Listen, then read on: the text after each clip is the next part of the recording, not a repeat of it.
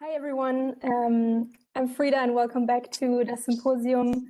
After a short break we took from last time, 2 weeks ago. Today, we're going to talk to Manu Buffara. Maybe you can raise your hand real quick so people can see you. Hello. And as usual, I'm gonna introduce real quick. Today, we also have a short video for you guys to get a short perception of what her work is all about. And then we go into a conversation and, of course, again, a Q&A session afterwards. So just for a short background for those who don't know Manoella maybe that well, Manoella is a head chef and the owner of her restaurant Manu in Curitiba. I hope I pronounced that right. Yes. In Brazil. And you have received much recognition for your work there. You're working with local produce and closely with local producers there. But you also have a lot of other projects that you're doing besides working in the kitchen, which we're going to talk about today. And before we start, as mentioned, we will share a small video with you guys. Carla, could you put it on? It's just 3 minutes. And then we will go into our interview.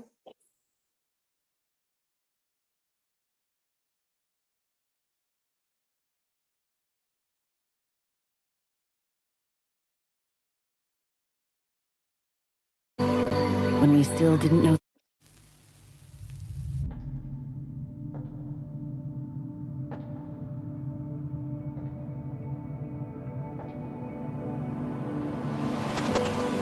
To eat is to connect with the whole. So, let's make a pact for a day. We sit at the table, turn off our cell phones, the television. We make ourselves present for those who accompany us, talking softly, as someone speaking about love would do. And, if alone, we think about ourselves with the same grace of that song that made us sleep one day. When we still didn't know the difference between the self and the breast of our mothers. In the midst of smells, flavors, with all the reverence that naturally grants lightness to gestures. With respect for the sacred, we take the food to the mouth. The papilla dilates.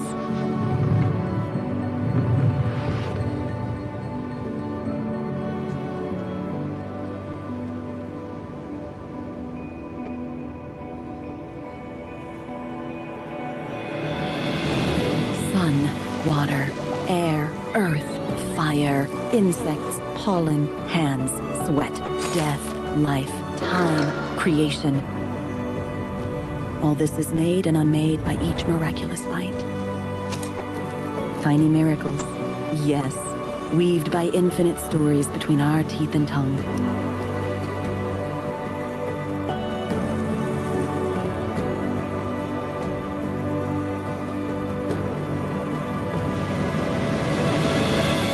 Details, so small they can lead us to the divine spark of a primordial explosion that pulsates in the food, awakening in us a cure that feeds the eyes and expands our being. Thus, in this pact, we proclaim ourselves beyond the table, surrendering, feeling, making a big move outward, towards the other, the world. We find once again our origins. We remember unconsciously, without any effort, between grains, meat, sea, green, reds, oranges, textures, what the concrete mind reveals when it calms down. That we are also a point connecting to another in an endless chain. Creators and creatures. We are, in essence, what feeds us. We are nature.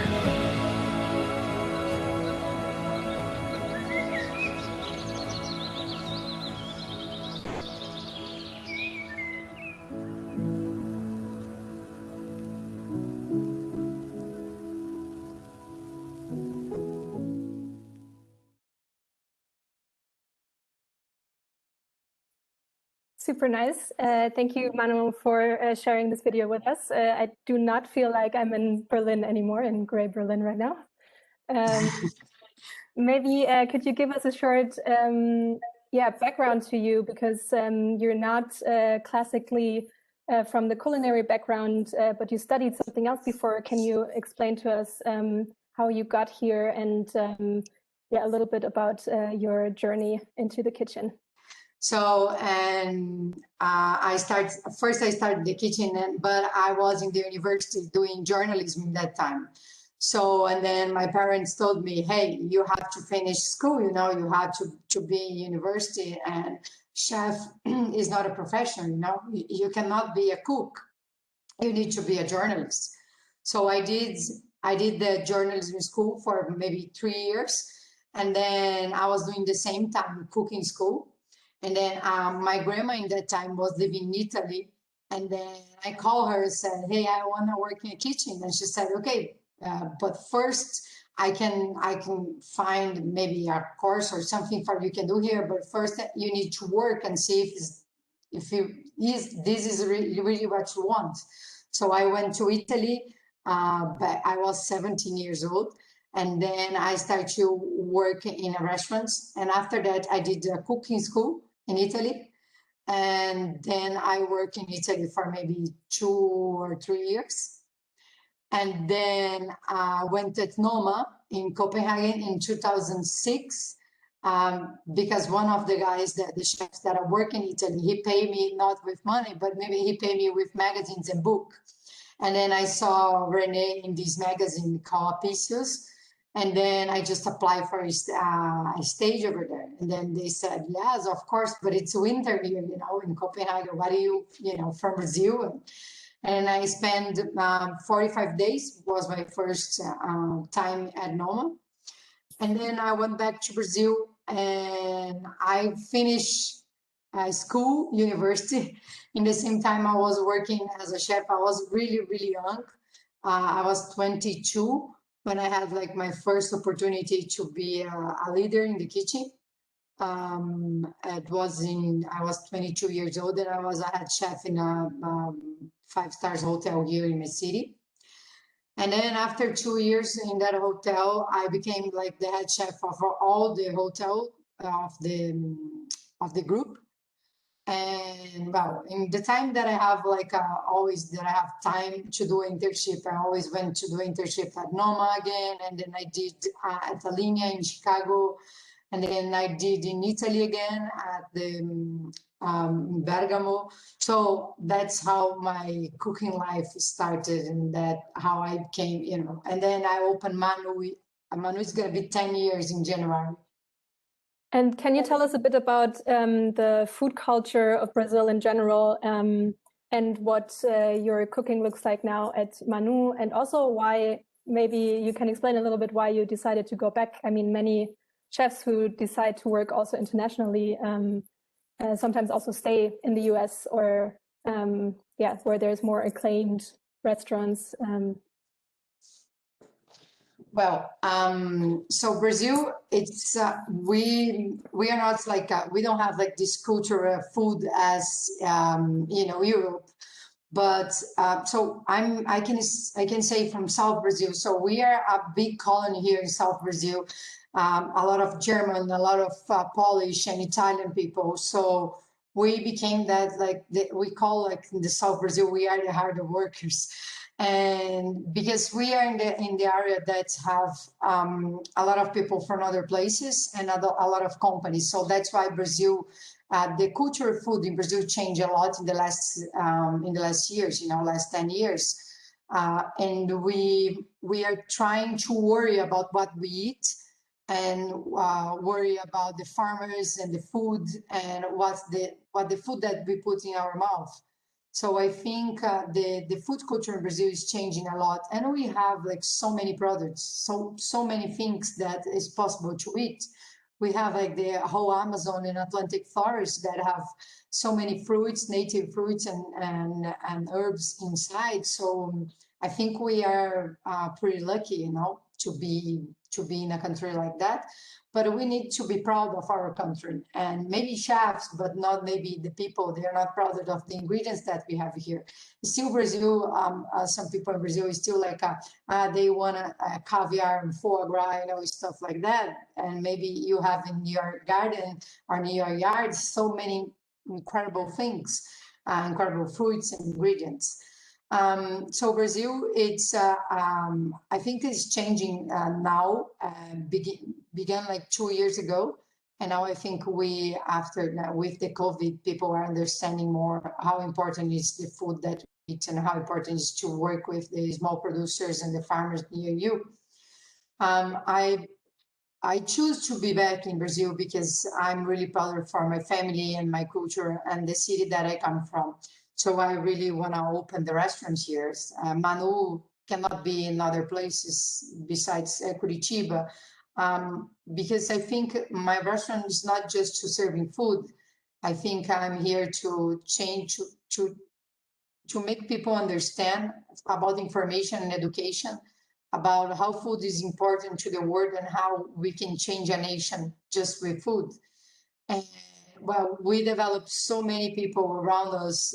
I can even count in these 10 years. It's so like was the first restaurant to try to get like the most fresh fish that we have. Today we have the people who does that, the fisherman who does that. He served like almost the whole city, you know, even in the other state near us. So I think we grow together with so many other producers and farmers near us. And I always believe restaurant is not just about serving food, but it's about we have the opportunity to have a voice and to make a change, and make a change in people's life, and make a change that how we can eat better in the future. And how has the perception, when you say also the food culture changed in the last years, and you also started working closely with the producers, how did the perception of the people living in the city change? Do they come to your restaurants, and what is their reaction to your food? And when you first opened, for example, also as well? I think when you talk with a chef, like my job in the restaurant is to create. You know, it's my restaurant, of course, but I have my money. I'm there because I need to an experience. I need to create something. So I think the power that we is like how we can do that. So I think that is the question, you know, how you can change ingredient, how you to make that ingredient so much better. And so I think that's our job, because it's so much easy. Like you serving a pasta with truffles, cannot be wrong. It's going to be incredible. It's going to be amazing.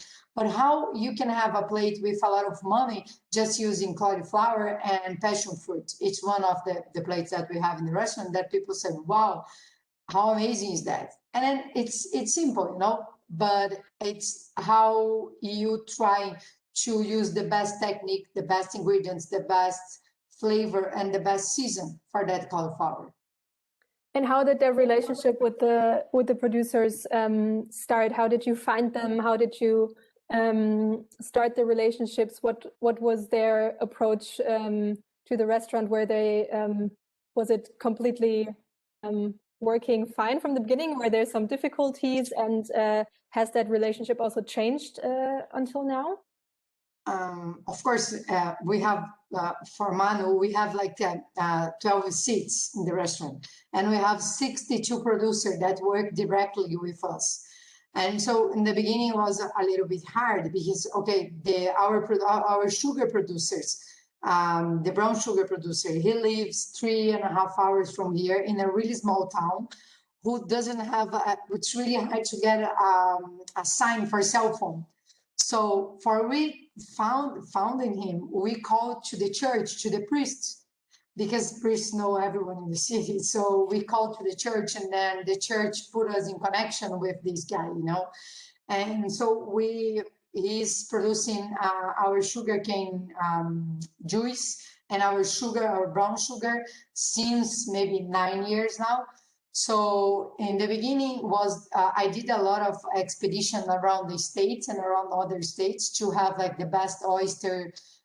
So we have this guy who just fish for us for the sea urchin.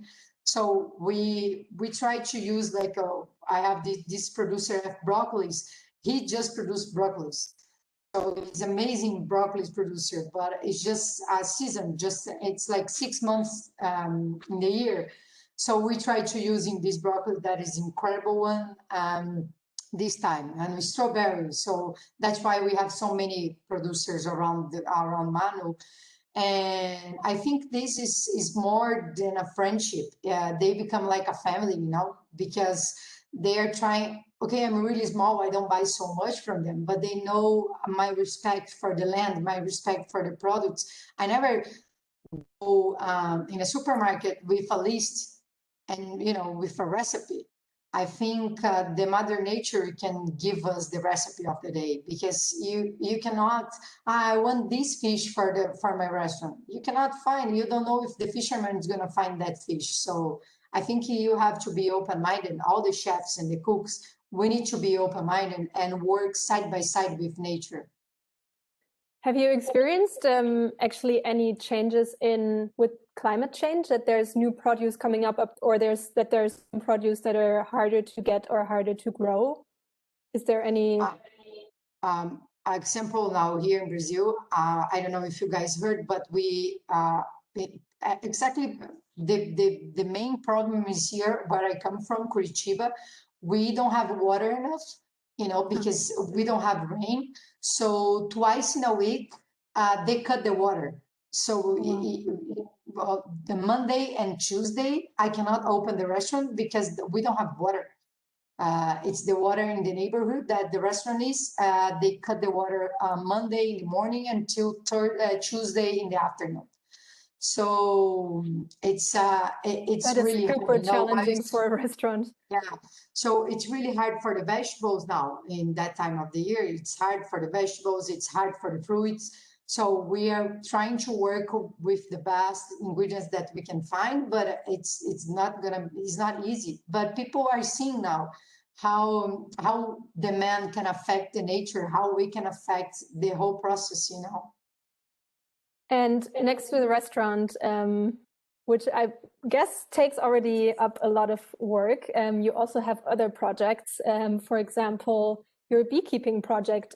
Can you tell us a little bit about that, how it started, and why did you start this project? So I think bee, it's really important, for the whole world, not just Brazil, but for everyone. And we have these species in Brazil. It's native, it's stingly bees. So the stingly bees, it was native from Brazil, but back when Dom Pedro went to Brazil to find Brazil, to discover Brazil, he bought the church need vax, the Catholic Church, so they bring the bees, the European bees, to Brazil. And of course, our bees are so small, and they produce so small bees, really, really small bees. So they produce one box of bees, they can produce 100 mLs of honey during 6 months. So it's really rare, and it's incredible because it's acid. It's like you put lemon in the honey. So I started a project. I put in front of the restaurant some bee boxes, and then people, because they don't bite. So the people come and always like, why you have bees here? Because I want pollination, my neighborhood and the city. And then I started working with Felipe, who is this guy who I working together in this project to develop some bee gardens around the city, like in parks or in school, in kids' school, for maybe we can inform the people how important is this for our food, for our system, for our city, and so become a really famous project. So today we have 33 bee gardens around the city. So it's incredible, and a lot of people are putting bees in their house, in their yard. So all the time they call, because I think when you are important. So when you have a award, or when people see you an example, we have to use that to show how you can change, because you cannot change the world together but alone, but you can do together. So it's really nice when people call the restaurant and said how we can put the bee boxes in my house or in the restaurant. And I think this how we started, and today we are pretty glad that we are moving this project to other states. They want to do it too, so it's really cool. How did you get the city and the people who are like the community involved? How did you approach that? So me and Felipe, we started the project, and then we went to the mayor to one like the mayor, they have like a agriculture department. So we went there with the project, and then, well, 2 weeks later, the mayor calls and said, hey, can we do it? It's okay, we can do it, and it's really nice. So Felipe is the one who is in charge of this now, because they are creating like bee gardens like all over the city and the state, the state of Paraná. And there is also a second project that are urban gardens. How did you start this next to everything else as well? So the urban gardens starts many years ago. So the project was there, but wasn't taking care. People they okay, there was super nice places, because all the urban gardens is in the area of the poor people lives, because we want not they to have the area for they can plant, they can have their own food, but it's a way that you can teach these people, how to deal with their trash, how to do their compost, how can they eat better, how can they eat organic food, and be accessible to these people, and maybe some of these people, they are like old people, not working, depressive, so we are trying to give some life, give some joy for them. So when I started working with the urban garden, they asked me, because they wanted me to share with them recipes and how we can give them some, using like beets, without, like, maybe you can roast a beet and then serve it with beef sauce. You don't need to eat beef every day, because it's really common in Brazil, and really in these people, they have to have meat every day in their plate. But sometimes you can do vegetarian meals, amazing, or how you can put like slice of beets in the beans, and how with banana skin, how you can use lemon to do a soap. We are some ideas. So we start in work with them and then show them how is important is the compost, how we can plant some other stuff, not just lettuce, how they can have like other vegetables, and how amazing is that to cook. So we develop like cooking books, really small one, but really easy, and how to, okay, they cook rice today and they have leftover rice, how you can do like really health meal next day with the leftover rice. So that was our job with the urban garden, and how to develop them in the garden, So that was one of the jobs that I work. I started with the urban gardens in 2013. And today it's a huge project. I'm not managing all the urban garden, because it's 100 around the city. I hope you're not. It's more than 5,000 families that work. So each family, they have like maybe 50 meters or 100 meters. So they can do their own garden. And it's really nice because they share, oh, I have lettuce today. Can I have rugula, or can I have, so they change, fruits, vegetables, and whatever they have in the garden. So it's like how you work in the community, and how you have better food in your table, and how this is grateful. Some people, they can have organic, and they have in their own garden, so how incredible is that? Why is it important for cities to have food inside of their structures, inside of their communities? I mean, Yeah, can you talk a little bit about that, how it also changed the community around the restaurant and around maybe also your family yourself, and why, for example, the mayor started doing the Bee Project with you? I think the first step is to us to be proud, for where you come from, for the food that you produce, for the farmers, for the agriculture, and first we need not just chefs, but everyone needs information and education about food. And it's your body, and you are feeding your body. So you have to pay attention when you eat. So I think the way that we can change, and the way I did the change in that, how we became doing this process, and how we became like our social work really big, it's because we always try to give them that information and education. Sometimes it's just time. We never have time, okay, I don't have time to do that. I don't have time. Because sometimes we are really selfish. We're just looking for us and for around you. You never open your eyes for your city and for the place that you come from. For the food, the city developed food for me, for my restaurant. So how important is to meet, not just go in the supermarket and buy food, or just use your phone. Oh, I need 10 kilos of potato. No, maybe you can go there and talk with these people and make a friends. I think that is the job for the cooks in the future.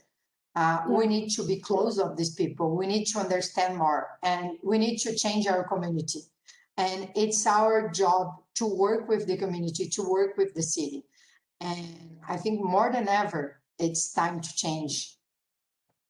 I also want to change. I also want to say, if you as the participants already have questions, feel free to ask them already into the chat function, and Manu can answer them directly. I still have a few, but just to give you all a heads up, that we're happy if you have questions and if you involve yourself. But I'm also wondering, how do you, Manu, involve your team also into all these projects? Are they part of that? Is that voluntary? How are they included or not? Because maybe they're not, but what's the it's funny because so Manu's team work with me, maybe half of the team work with me since I opened. They are with me 10 years, 9 years, 8 years. The youngest one, Igor, he was one of my producer, my farmer's son. So he didn't know he never went to school. He didn't understand about food, but he worked in a farmer. And then he went to work with us 2 years ago, and he's assistant. But so everyone is involved. Like today, we are in the day off, but the guys, they are in Benedito. It's one of our farmers. He's doing like some kombucha, and 2 of the chefs are with him, but they're working voluntarily. I don't tell them to do it, they do it because they want to be there. They want to, do their change. And this is how we work. And I think it was the process, because all of the guys worked so many times with me, so many years. So they are involved in the process because they are there, they want to be involved. They want to know where the carrot come from. They want to know where our pork come from, so that was something really natural, Yeah, I think so too. I think that's maybe also one big topic that I wanted to talk with you about is I think what young chefs and chefs generally want is very different from what they wanted like maybe 10 or 20 years ago. Especially young people want to see maybe more sense in their work and more value in their work. And do something good also. How do you think and how do you feel in being in the industry for a longer time now? How do you feel that has changed, and what do you think is the role of a chef in the future? Especially now with COVID, I think it has also changed a little bit of people realizing, okay, what is really important? What's your view on that? I think we changed a lot, the industry changed in a couple of years because everyone is starting to work with their territory, they're being proud, if you see some other chefs, if you talk about, Rodolfo Guzman from Chile, worked just with his stuff from Santiago and around. And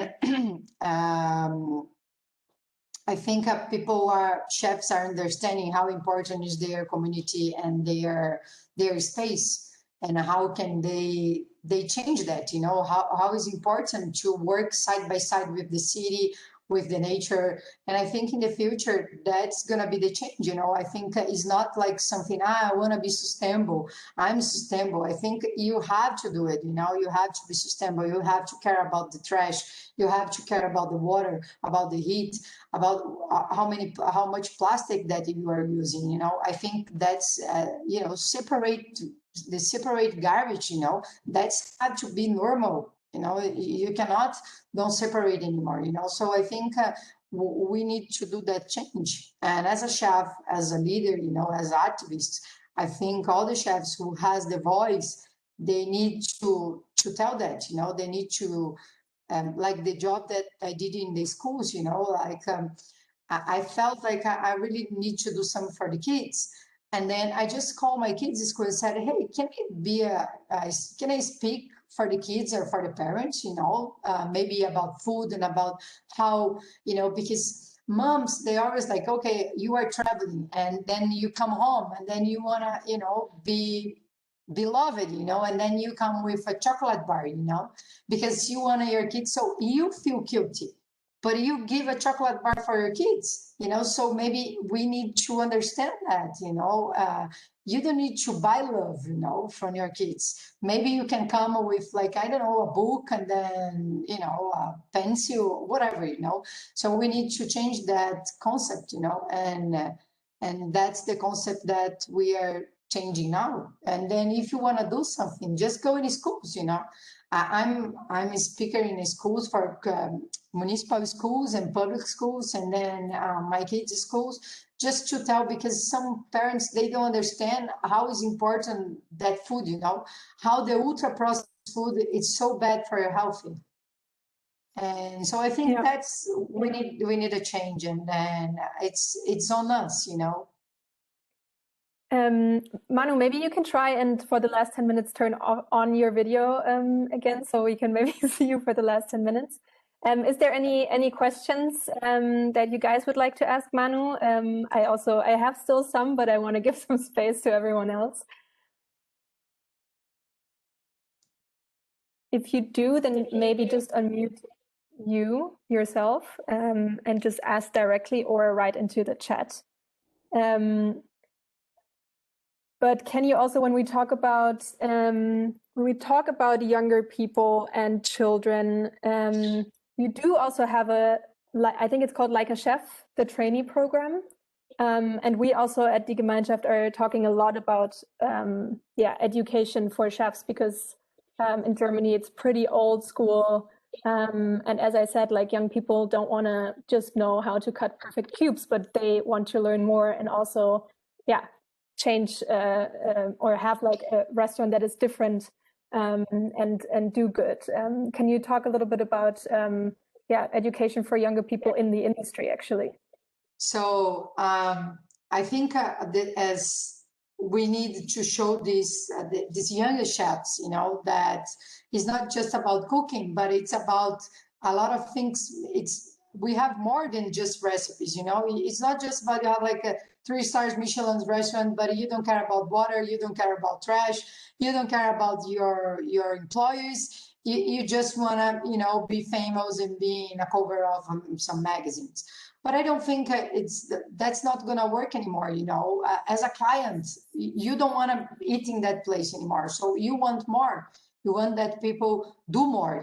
So I think for the future is like, I know Norbert, this amazing job that he's done in Brunico, in cooking the mountains. So I think that's something for the future. Change your community, be proud, and try to do try to do your best. Yeah, for sure. What are your next projects that are coming up? I mean, not that you don't have enough, but what is the next so step for you? I have a project. We stopped because the COVID, but I was opening a restaurant in New York called Ella. But we stopped it because we don't want to open in 2020, so we are open in 2021. It's gonna be March and April, and that's one of the projects for 2021. And well, I have my project at the farm. It's Manu's farm, but this is gonna be maybe in 3 years. We just have the landing, but we need money and more time to build it. But it's gonna be a sustainable farm with the restaurant, and so that's for the future that we wanna develop maybe in 3 years. But the next step, it's working hard on Ella, on the restaurant in New York. Yeah, that sounds like a big step. Elizabeth had a question. Elizabeth, do you want to ask that directly and unmute yourself? Yes, hi. I just tried. So I apologize for my English. It's not the very, very best, but I'm really interested in if there is something that you would have done different if you start your restaurant just right now. Yes, of course. As well, in the beginning, I always believe in. I didn't believe in that creativity, so I spent too much money in the beginning, because I was in administration. I didn't graduate on that. So today I have this amazing girl who works with me. She does all the mathematics and the worst part, but I should get some experience in the first because that's not my area. I work in the kitchen and I need my time to do creative stuffs and creative dishes and develop ingredients and develop techniques. So that was one of the biggest mistake that I made in the past. And the other one, I really want maybe today, if I open today, I didn't open the restaurant in downtown, in the city. I really want to open in the countryside, maybe have more experience. People can maybe teach people how it's important to connect with the land and stuff like that. But I really want to open in the countryside. Alessandro has another question. Sorry. Thank you, Elizabeth. Sorry. Alessandro, do you want to ask? Yeah, perfect. Yes. Hey, Manu. I have a question about the thing about the education you were talking about. Like, I'm from Colombia and I have family there, so I know a little bit of the problem in South America regarding to the issue of the society is split in two parts, and the rich part and the poor part, and there's like a privilege of food, not just of having food. Even if you think about going to a restaurant, a lot of people never have done it. So, but you were telling us that the farmers you work and the son of the farmer, they have even more knowledge about things that chefs on high level use. Do you see there any potential to maybe to bridge the gap between this stuff that we can not even we as rich human developed people can learn from these techniques, even more that the people there get something back and not just money? Well, I think when I'm going to tell the story about Igor, my farmer's son. So he was the one who always, when we arrive in the farmer, he always, hey, Manu, he always talking with me. He's he born in that farm, so he knows a lot of things about land, about weather, you know, and then he teaches us in the restaurant so much, so many stuffs that I couldn't, it's incredible the time that we have with him. And well, he's an amazing person, and now he's like amazing chef. He's incredible. He never studied gastronomy. I think it's important to study gastronomy, but sometimes if you have, you know, the feeling, if you have, you know, you are the one, you know. So I always believe that. I think in South America that we are living, I think we need to give more opportunity, you know. I think we have so many great cooks around, you know, in farmers or even in the farmers market. And sometimes they just need opportunity, not just to be in the kitchen, but maybe opportunity to cook, opportunity to show them. But I think the important word that we are talking here is listen. Sometimes we don't have time to listen people, you know, and I think this is really important. We have to listen and to understand that people, you know, because maybe they just want just the opportunity, you know, and maybe we can give them the opportunity. Yeah. You want to add Yeah, something? we have to. Maybe because looking at the time, we have to close soon, but maybe a last question. What recommendation would you give other, maybe also young chefs, how to incorporate other projects into their daily work or social projects like you did? How can you make that happen in a daily, very stressful kitchen job?